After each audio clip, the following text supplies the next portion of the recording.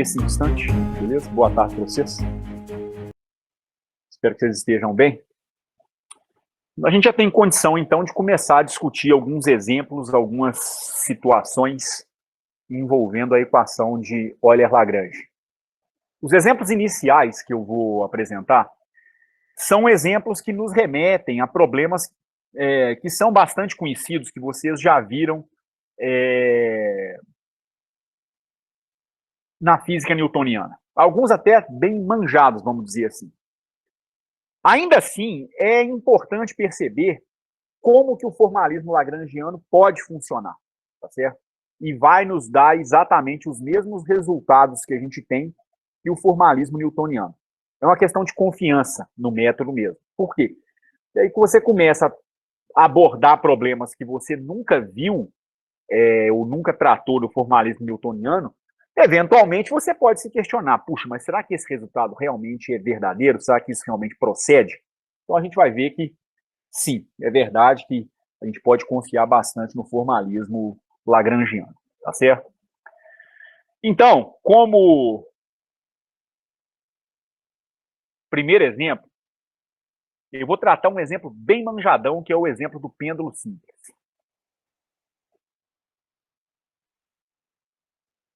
Mas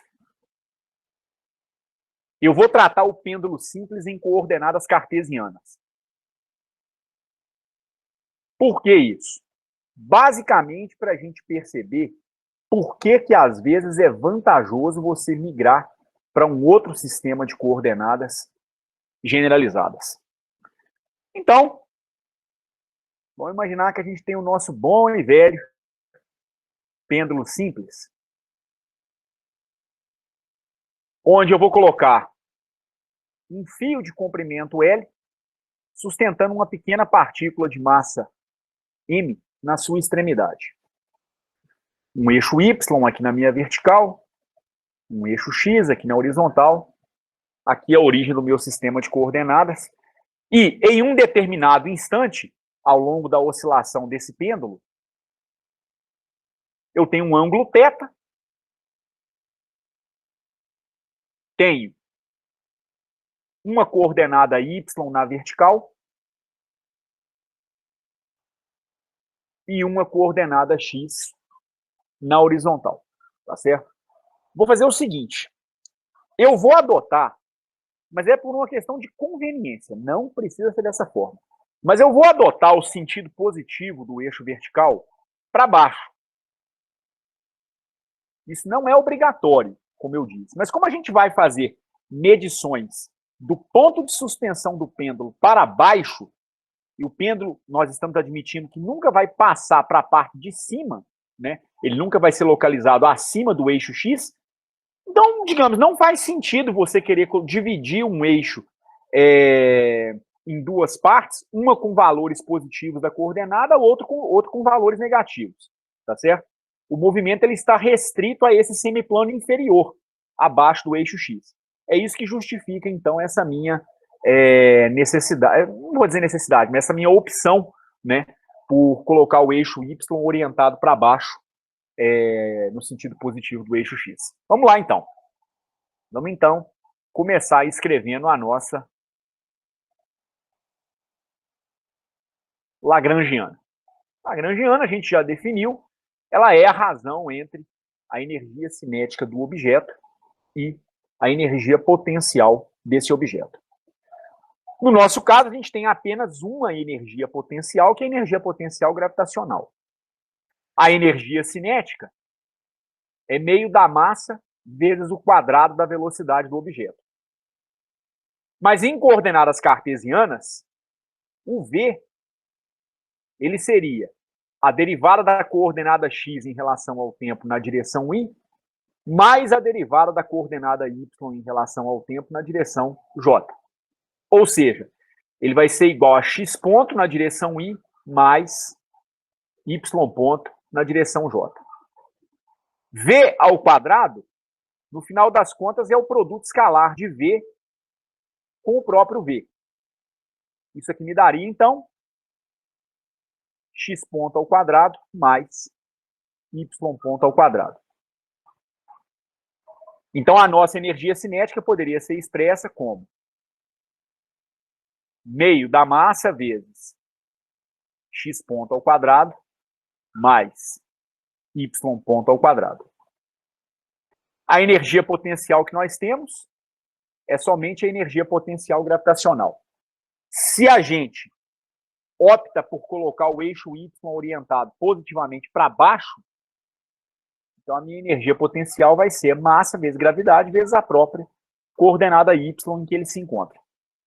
E aí, com isso, a minha lagrangiana ela é igual a meio de m x ponto ao quadrado mais y ponto ao quadrado menos massa vezes a gravidade vezes a altura. Em tese, o problema termina por aqui, tá certo? Porque agora o que a gente teria é a construção de duas equações de Euler-Lagrange, uma para a coordenada x e uma para a coordenada y. Mas é possível investigar algo mais profundo nesse problema, se adentrar nele um pouco mais, se a gente perceber que existe um vínculo entre a coordenada x e a coordenada y. Esse vínculo ele pode ser expresso por meio de uma igualdade. Nós dizemos que esse vínculo é um vínculo de natureza holonômica, ou um vínculo holônomo.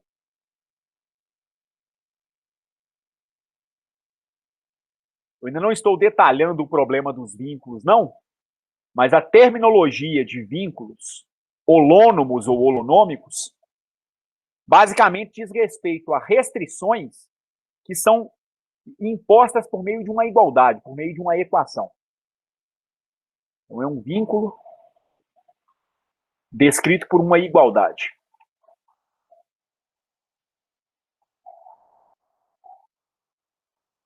São os vínculos mais simples que a gente tem. Que vínculo é esse, no final das contas? No final das contas, você pode dizer que o vínculo é o teorema de Pitágoras, né? Por quê? Porque existe uma relação entre o comprimento do fio, a coordenada x e a coordenada y. Qualquer que seja o instante de tempo, o teorema de Pitágoras me diz que o L ao quadrado é igual a coordenada x ao quadrado mais a coordenada y ao quadrado. Ou seja, não importa o valor de x e y, o quadrado dos dois somado dá sempre o mesmo valor. Reparem que isso não tem nenhuma conexão com as leis do movimento que a gente está investigando no problema. Esse vínculo é um vínculo de natureza cinemática, ele não é um vínculo de natureza dinâmica, não é um vínculo imposto por forças presentes no seu pêndulo. Independente de tensão no cabo, independente de peso, você sempre pode construir essa relação se o pêndulo for colocado numa certa posição θ. Disso aqui, então, eu poderia escrever que a coordenada y ela é igual a raiz quadrada de L2 menos x ao quadrado. A rigor, mais ou menos, né? Você pode ter dois valores. Mas o movimento ele está restrito ao semiplano inferior. Por isso que a gente vai adotar apenas um valor para o y, que é o valor definido como valor positivo. Tá certo? Ora, isso significa que agora eu posso construir uma equação de Euler-Lagrange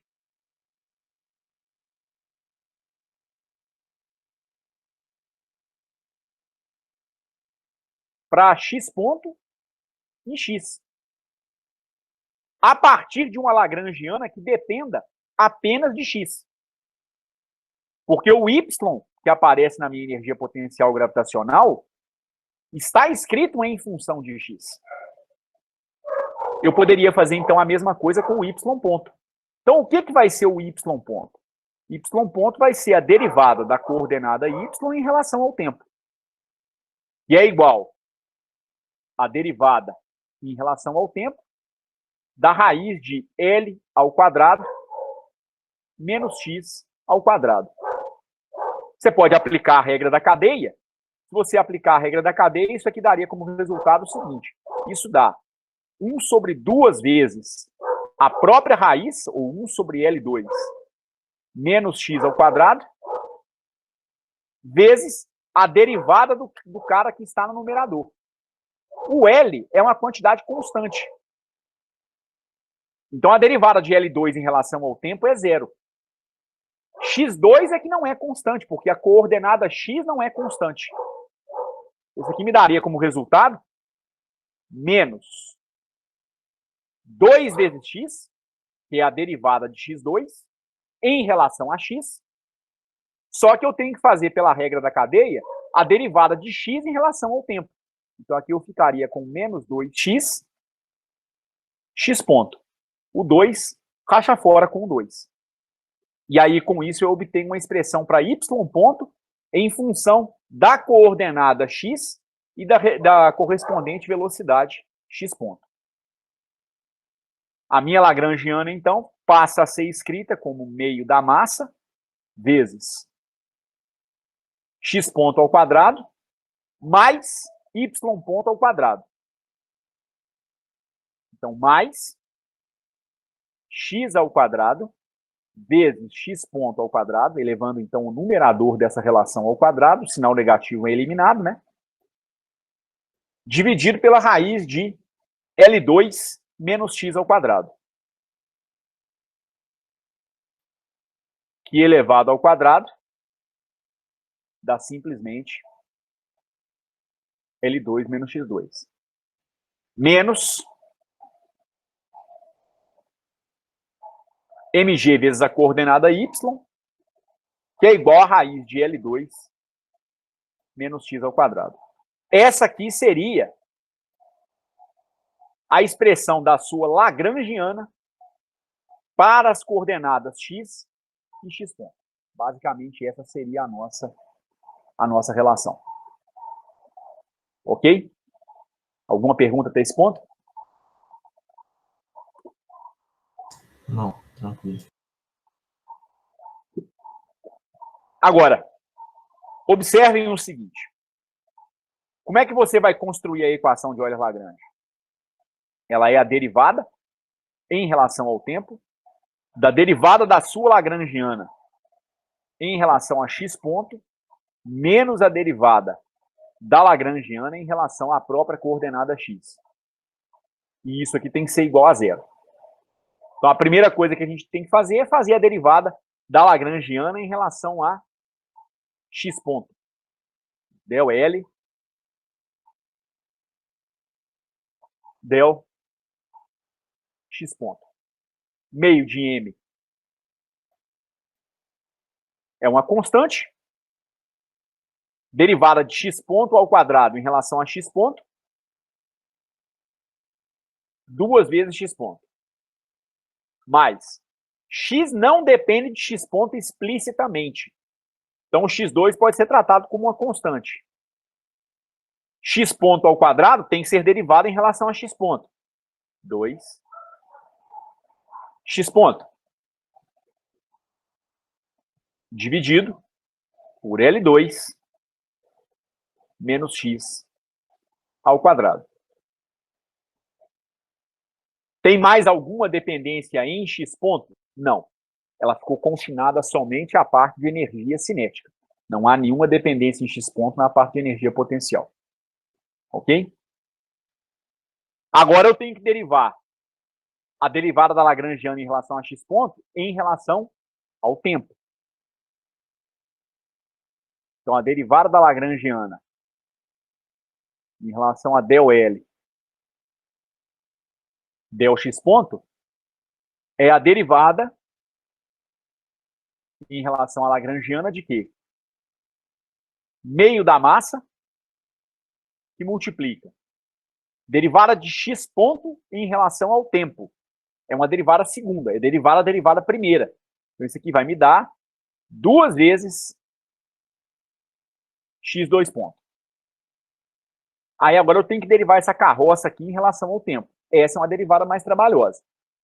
Porque eu tenho que fazer a derivada do numerador, multiplicar pelo denominador, depois eu tenho que pegar a primeira função, multiplicar pela derivada do denominador e dividir pelo próprio denominador ao quadrado. É regra de derivada para quocientes. Tá certo? Então a gente vai ficar com o seguinte. 2x vezes 2x ponto. Peraí que alguém me chamou aqui no chat, só um minuto. Pois não, Thomas? Ô, Edson, não era mais interessante trabalhar em R θ, não, esse problema? Será. Será mais interessante trabalhar em R θ. Eu só quero mostrar como ele ficaria em coordenada cartesiana. Ah, beleza. É como eu tinha colocado no começo da aula, Thomas. Via de regra, a montagem de um problema no formalismo lagrangiano, ela é mais simples em coordenadas cartesianas. Montar a lagrangiana de cara costuma ser mais simples em coordenadas cartesianas. Obter a equação de Euler-Lagrange, não. Isso nem sempre vai ser mais fácil em coordenadas cartesianas. Mas, normalmente, o seu ponto de partida é em coordenada cartesiana. Tá certo? Você escreve a lagrangiana em coordenada cartesiana. Claro que a sua experiência pode fazer com que você já opte por obter a lagrangiana em coordenada cartesiana, migrar para um outro sistema de coordenadas generalizadas e aí obter a equação de Euler-Lagrange nesse novo sistema de coordenadas. Tá certo? Mas no final das contas é só para a gente comparar mesmo, para a gente ver o quanto às vezes a gente tem que sair fora de coordenada cartesiana. Beleza. Beleza? Então derivei x ponto em relação ao tempo, virou x2 ponto, que é uma aceleração, né, no final das contas. Agora eu vou derivar o numerador. Derivada de x2, 2x, vezes 2x ponto. Mais x ao quadrado, vezes 2 vezes x, 2 pontos. Derivei a primeira, multipliquei pela segunda, preservei a primeira, derivei a segunda. Tudo isso dividido por L2 menos x ao quadrado. Agora, eu vou fazer o seguinte. Eu vou preservar essa expressão. x2 vezes 2x ponto. E vou fazer a derivada, e vou fazer o produto dela pela derivada do numerador. Ou seja, eu vou derivar agora, em relação ao tempo, L ao quadrado menos x ao quadrado elevado a menos 1. Poderia ter aplicado a derivada do quociente, né? Ah, eu acho que vai ser melhor no final das contas. Mas já é isso que eu estou fazendo, né? Ô, Edson, Pois não, o quê? acho mais fácil você ter simplificado ali atrás de um x ponto ao quadrado em evidência, né? Colocar em evidência, aí você vai ficar com uma fração de 1 mais o x ao quadrado sobre L ao quadrado menos x ao quadrado. Você pode tirar um mínimo múltiplo comum aí e vai simplificar bem o problema. Ah, você quer dizer já aqui em cima, né? Uhum. Ah, é verdade, é verdade. Aí embaixo, na verdade. Embaixo, na verdade, dá onde você tá com o mouse agora. Ah, você quer derivada. dizer colocar o x ponto em evidência aqui. Pode ser aí também. Tá. Tudo bem. Vamos seguir esse caminho, então, que aqui a derivada ela vai ficar mais enjoada mesmo. O Kevin sugeriu a gente colocar o x ponto em evidência nas duas parcelas. E realmente isso pode simplificar um bocado. A gente vai, porque aí o numerador passa a se tornar independente de x ponto. Essa é a grande vantagem, realmente. Isso aqui daria meio de m vezes 2x ponto, que multiplica 1 mais x ao quadrado sobre L ao quadrado menos x ao quadrado. Ok? Vou fazer o seguinte, eu vou abortar essa derivação aqui, porque ela vai me resultar num cálculo mais trabalhoso, e vou seguir a sugestão do Kevin. Então, eu vou ter meio de m vezes 2,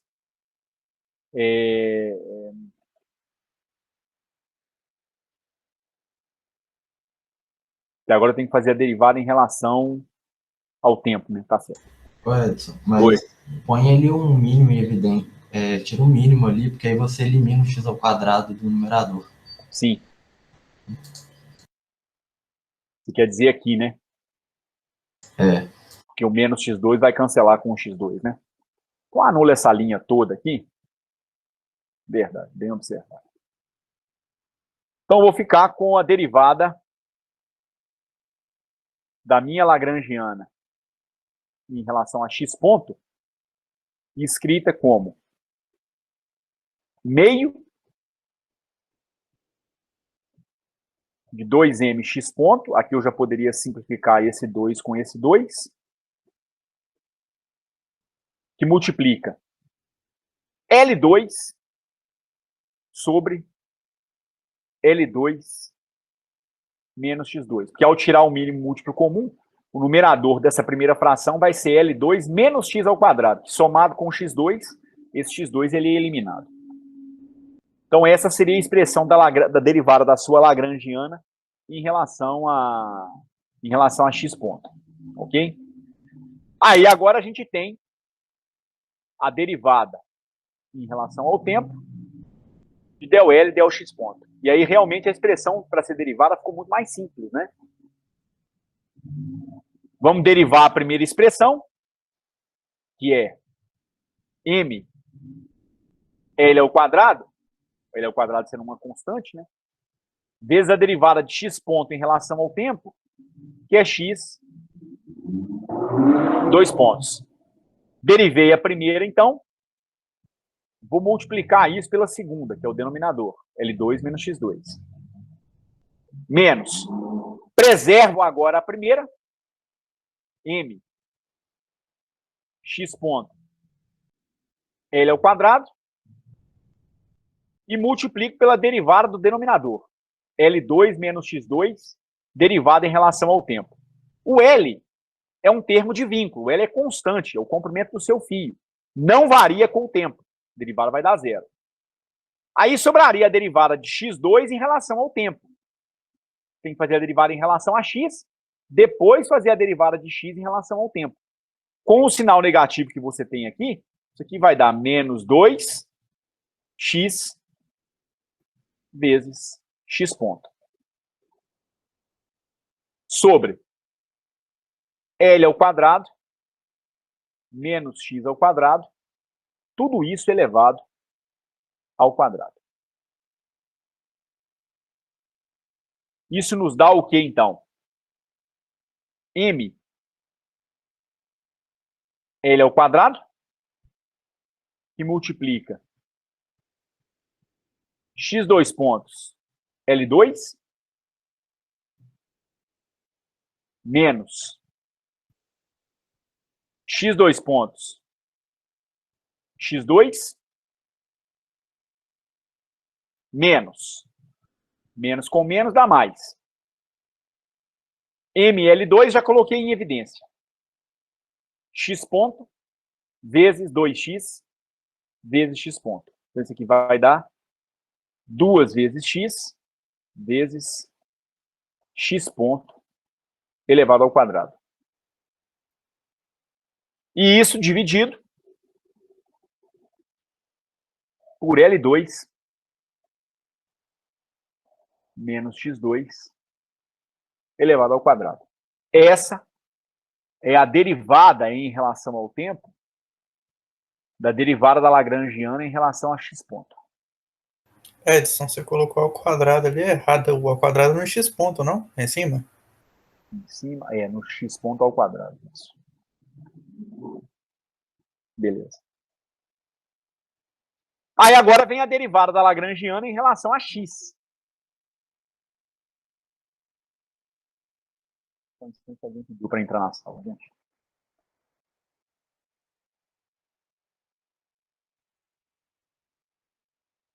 Aí agora você tem que fazer a derivada da lagrangiana em relação a x. Cadê a nossa lagrangiana? Tá aqui. Eu tenho que derivar essa expressão agora em relação a x. Então você vai começando a perceber como que o trabalho em coordenadas cartesianas ele pode ser enjoado, né? Pode ser realmente bem chato de se fazer no final das contas. E vai ser mesmo. O del L del X vai ser a derivada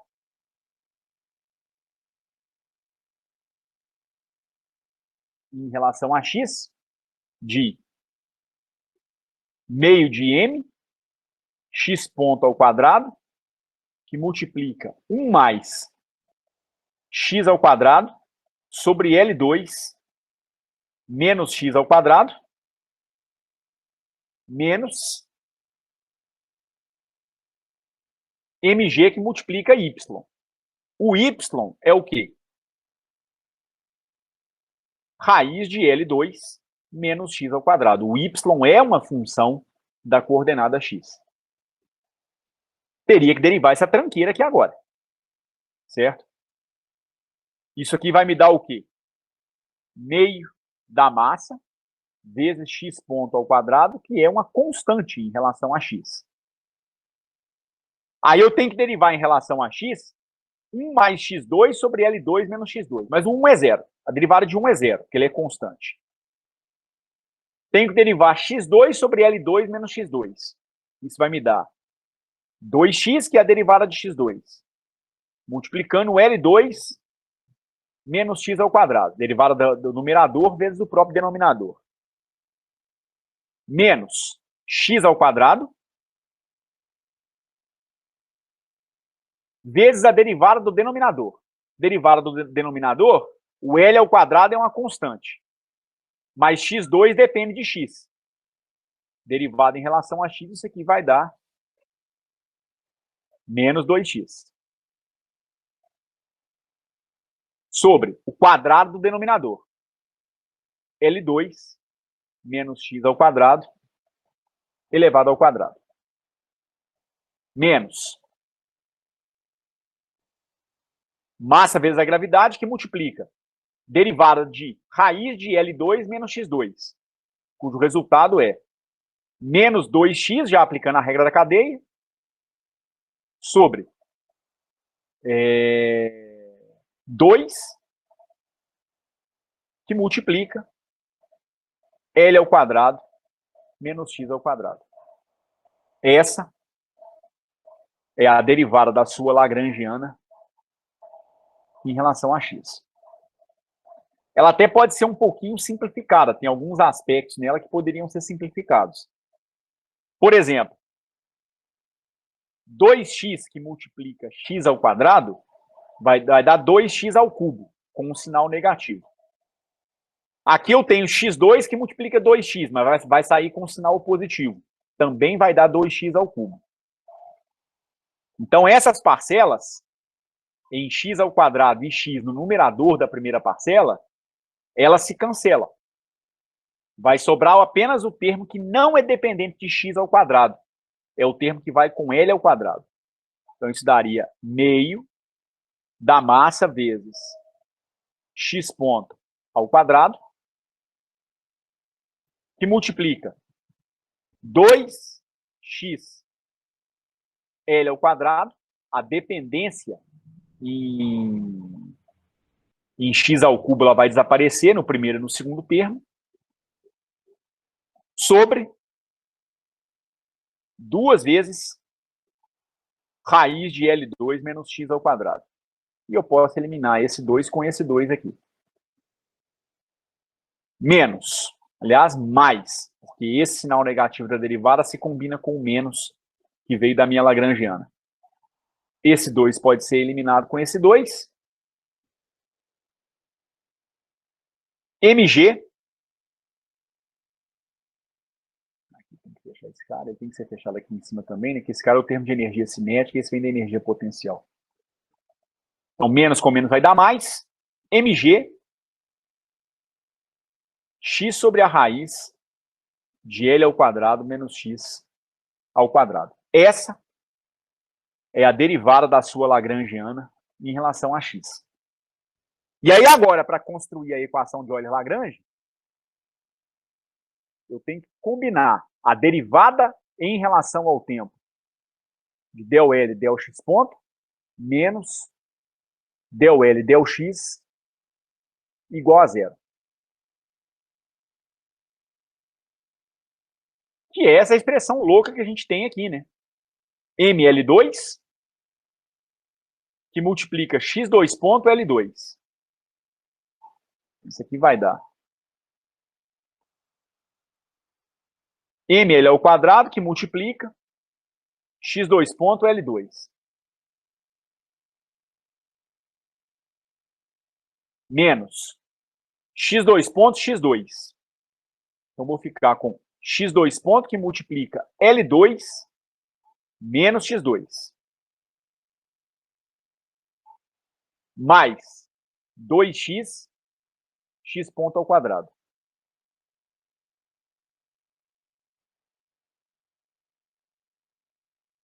Guarda esse camaradinho aqui. Dividido por quanto? L2 menos x2 elevado ao quadrado.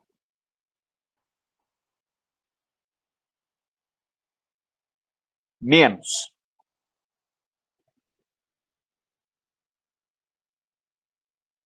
Agora vem a derivada da Lagrangiana em relação a x. Que a gente obteve e deu esse resultado aqui. Meio de mx ponto ao quadrado.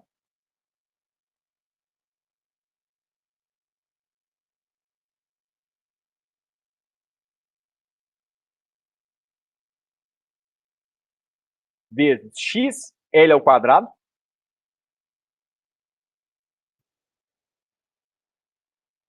Sobre a raiz de L2 menos x2. Mais mg.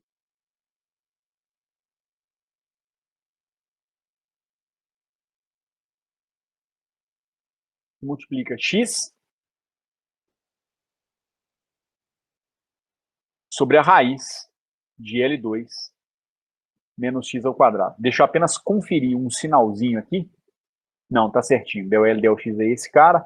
Tem um menos que vem da equação de Euler-Lagrange se ele se aplicou nas duas parcelas. Edson. Oi. Na página anterior ali tem um 2 que você simplificou, que eu não entendi de onde veio. Deixa eu ver. Onde? Nesse aí. Esse Aqui? 2 aí embaixo veio de onde? Veio do seguinte, porque aqui eu tinha que fazer a derivada dessa parcela em relação a x. O meio de mx ponto em relação a x é tratado como uma constante. Sim. O 1 também é uma constante. A derivada de 1 em relação a x vai dar zero. A isso aqui eu vou tratar como uma derivada de fração. Então eu vou derivar x2 em relação a x. Vai dar 2x. Derivei o numerador, multipliquei pelo denominador. Menos o numerador vezes a derivada do próprio denominador. Em relação a x, derivada de L2 dá zero e derivada de menos x2 dá menos 2x. Então eu vejo que aparece um fator menos 2, tanto na primeira quanto na segunda parcela. Aí você vai derivar a parte de energia potencial gravitacional, o menos mgy. Isso vai dar menos mg, derivada da minha raiz, que é 1 sobre 2 vezes a raiz, e aí aplicando a regra da cadeia, você tem que derivar a função dentro da raiz. Derivada de L2 menos x2 dá menos 2x.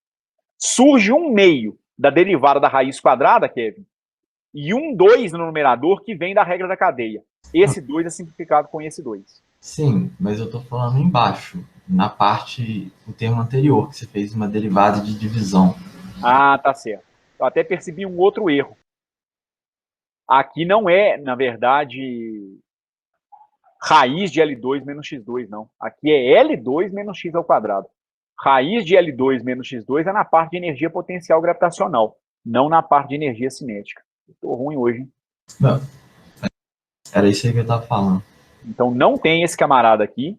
Obrigado, Kevin. Então realmente fica L2 menos x2 ao quadrado. Esse 2, então, ele não é cancelado dessa forma, não. Ele até vai poder ser simplificado num segundo momento, com esse 2 que vem da expressão da energia cinética. Mas não com esse 2 que eu inventei aqui no denominador. Tá certo? Então aqui esse termo merece ser corrigido, né? Aqui não dá raiz de L2 menos x2. Na verdade, aqui dá L2 menos x2 elevado ao quadrado. Então, esse termo aqui tem que ser corrigido também. L2 menos x2 elevado ao quadrado. E tem um fator 2 que não era eliminado da maneira como eu tinha colocado, tá certo? Ele tem que ser preservado do lado de cá, então. Ô, gente, vejam bem. Qualquer que seja o formalismo que você tem, newtoniano, lagrangiano, mais adiante hamiltoniano, no final das contas, a equação de movimento que você constrói, seja ela a segunda lei de Newton, ou o formalismo, ou a equação de Euler-Lagrange, ou depois as equações de Hamilton, sempre te levam, no final das contas, a uma equação diferencial que tem que ser resolvida. A gente observa que essa equação diferencial que a gente chegou, ela não é nada trivial de se resolver. Primeiro porque ela é altamente não linear. Ela tem vários termos não lineares. Ela tem derivadas primeiras elevadas ao quadrado. Tem a dependência, né, de vários coeficientes aqui com a própria coordenada de posição do pêndulo. E assim por diante. Então dá para perceber que não parece ter sido um bom negócio tratar o problema do pêndulo em coordenadas cartesianas. O ponto de partida é simples. O ponto de chegada é que não é, porque você vai ter uma equação diferencial muito complicada de se resolver. Não quer dizer que em outro sistema de coordenadas a equação de movimento seja simples de se resolver. Mas eu acho que vocês vão de convir comigo que essa equação diferencial vai ser difícil para burro de resolver. Olha a cara que ela vai ter no final das contas. Ela vai ser expressa como ml ao quadrado na primeira parcela, dividido por L ao quadrado menos x ao quadrado. E esse termo aqui poderia ser simplificado com esse. Vezes derivada segunda de x em relação ao tempo.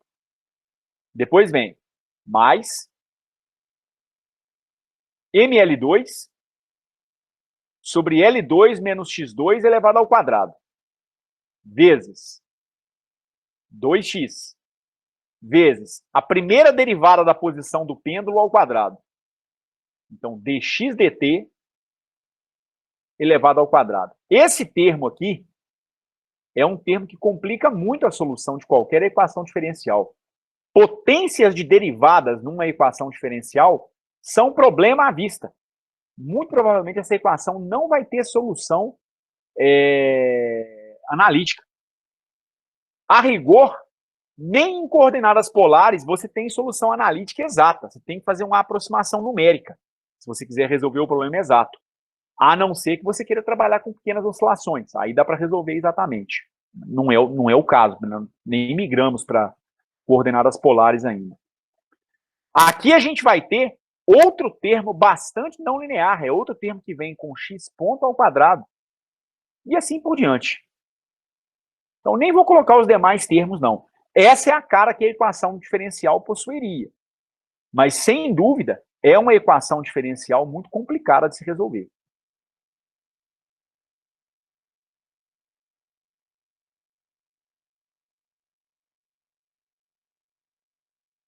Então, é uma solução muito difícil.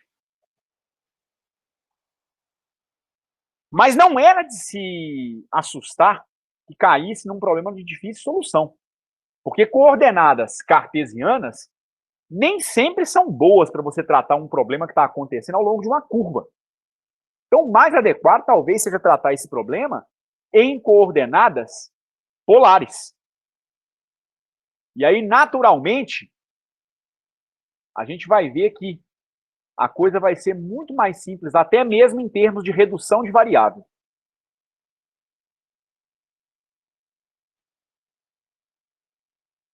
Em coordenadas polares, a gente teria isso aqui.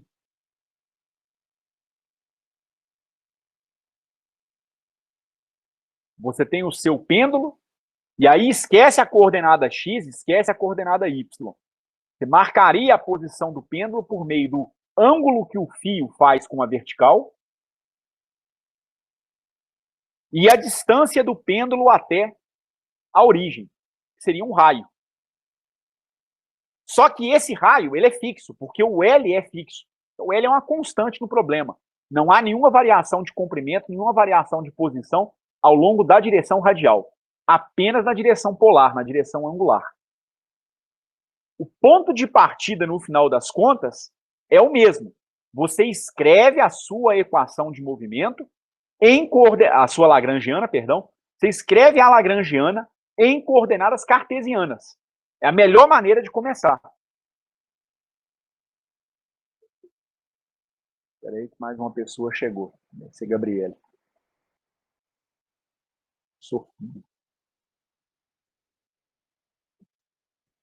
Pois bem, você tem, então, uma coordenada y e uma coordenada x, e a gente já viu que a lagrangiana seria dada por meio da massa vezes a velocidade ao longo de x ao quadrado, então x ponto elevado ao quadrado, mais y ponto elevado ao quadrado, que é a velocidade ao longo da vertical, menos mg vezes a coordenada y. Quem é x? X é essa coordenada que é um cateto oposto ao ângulo θ. Então, você pode ver facilmente que o x ele vai ser igual a L vezes o seno de θ. X ponto é a derivada de x em relação ao tempo, que vai ser a derivada em relação ao tempo de L vezes seno de θ. O L é uma constante, o θ que não é. Mas nunca deixem de se esquecer que a derivada está sendo feita não em relação a θ, e sim em relação ao tempo. Então você tem que aplicar a regra da cadeia. Isso daria a derivada do cosseno de θ em relação a θ vezes a derivada de θ em relação ao tempo, que é uma velocidade angular, que a partir de agora eu chamo de θ ponto. X ponto, então, vai ser igual a menos L seno de θ, derivada do cosseno dá menos seno, né? Vezes θ ponto. O y ponto vai ser obtido como? Basta você perceber que o y é igual a L vezes o cosseno de θ. Aliás, aqui está até o contrário, desculpa, gente. Não, tá certo, é isso mesmo. Eu troquei, foi daqui para cá. Eu já estava pensando no resultado já.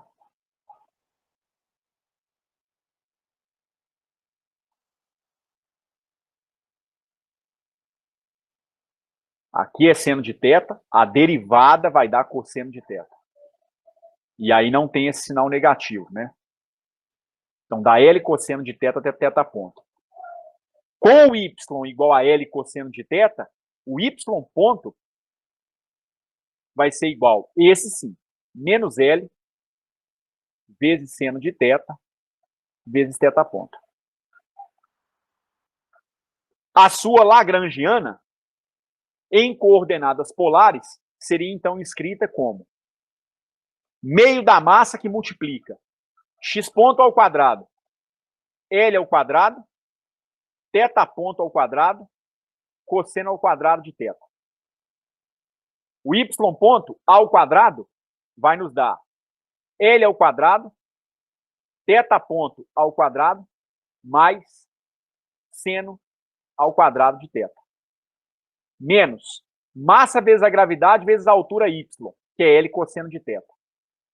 Então, mg, L cosseno de θ. Essa é a sua lagrangiana em coordenadas polares. Para construir a equação de movimento, você escreve a equação de Euler-Lagrange.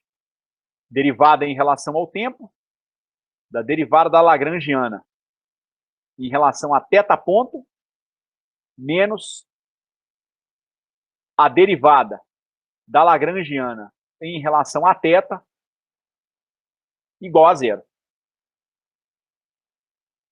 Dá para perceber que a sua lagrangiana pode passar por uma grande simplificação. Por quê? Porque L ao quadrado e θ ponto ao quadrado são presentes nas duas parcelas, tanto da velocidade x quanto da velocidade y. Poderia ser colocado em evidência, me dando, então, meio de ml2 θ ponto ao quadrado. Sobraria cosseno ao quadrado mais seno ao quadrado, que é igual a 1. Menos mgl cosseno de θ. Olha que lagrangiana mais bonitinha que a gente conseguiu, simplesmente pela mudança de coordenadas. O que é a primeira parcela? É uma energia cinética. Tudo bem. Mas é uma energia cinética associada a que tipo de movimento? É uma energia cinética de rotação. Você está imaginando a partícula girando, rodando, em torno do ponto de suspensão do pêndulo. Dá para se perceber que é uma energia cinética de rotação, porque massa vezes o quadrado do comprimento do fio é, na verdade, um momento de inércia. É o momento de inércia de uma partícula.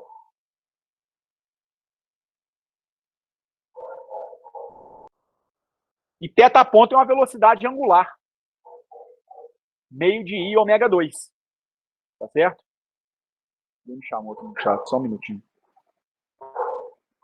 Alguém levantou a mão? Alguém pediu a palavra? A Gabriele está explicando que ela está no tablet da irmã dela. Ah, tudo bem. Então, o primeiro termo é uma energia cinética, mas é associada a um movimento de rotação. A vantagem de se migrar para coordenadas polares, ela tornou-se imediata. Dá para você perceber imediatamente o que acontece, né? Antes eu tinha que fazer a derivada em relação a x ponto em vários locais na minha lagrangiana. Agora não. A derivada em relação à velocidade generalizada, né, ao θ ponto, vai acontecer somente no termo de energia cinética de rotação. Então, o del L, del θ ponto, imediatamente você vai perceber que dá meio de m, L ao quadrado, 2 θ ponto. 2, racha fora com 2. Isso aqui, então, dá ml2 θ ponto. Que grandeza física é essa? É um momento angular, porque isso aqui é o produto de um momento de inércia, que em geral nós chamamos de I, pela velocidade angular. É o momento de inércia para rotação em torno de um eixo fixo. Tá certo? Isso aqui agora tem que ser derivado em relação ao tempo. Então vai ser a derivada em relação ao tempo de ml2 θ ponto. ml2 é uma constante, pode sair para fora da derivada. Derivada da velocidade angular em relação ao tempo é uma aceleração angular, que eu vou chamar de θ 2 pontos, a segunda derivada de θ em relação ao tempo. O que é isso? Isso é um torque. É o torque resultante na partícula.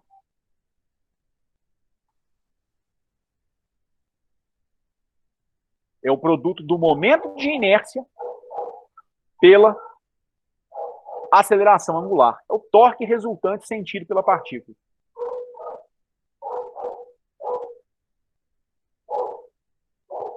Gente, espera aí que sempre que esse negócio fica nessa página branca, eu não sei resolver. Dá só um minutinho, por favor.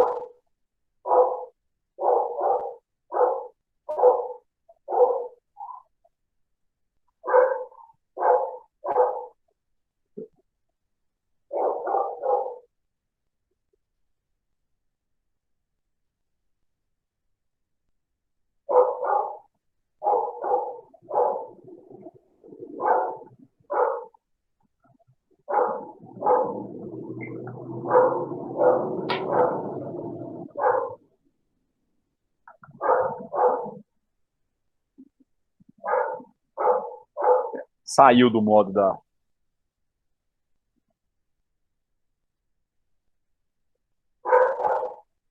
Só um instante, por favor.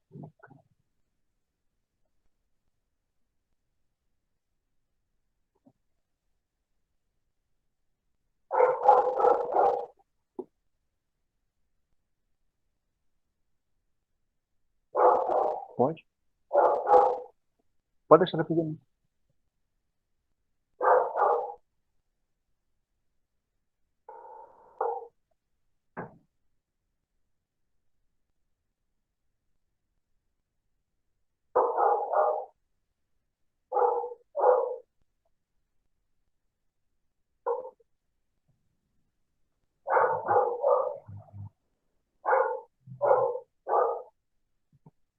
Bom, abri um outro documento aqui, achei mais vantajoso, ok? Então, a gente mostrou que a derivada em relação ao tempo da derivada da nossa lagrangiana em relação a θ ponto, ela deu massa vezes o quadrado do comprimento do fio vezes a nossa aceleração angular. Eu tinha interpretado esse cara como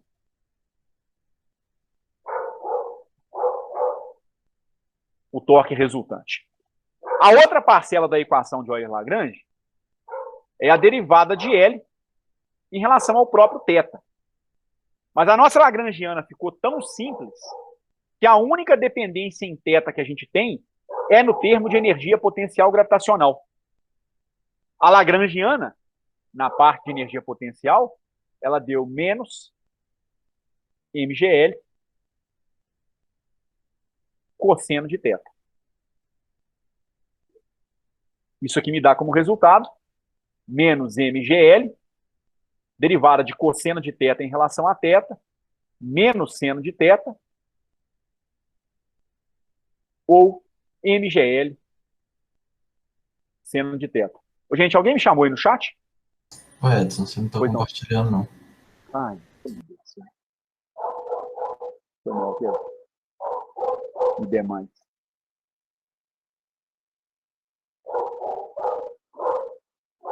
O que eu tinha dito era isso aqui, ó. Eu estava tomando a derivada em relação a θ da minha lagrangiana, né? A única parte da lagrangiana dependente de θ é a parte da energia potencial gravitacional, que vale menos mgl cosseno de θ. Ao fazer essa derivada, você obtém como resultado mg L seno de θ. Só para confirmar que isso aqui realmente é um torque, vamos analisar a geometria do nosso problema. Olha só. Você tem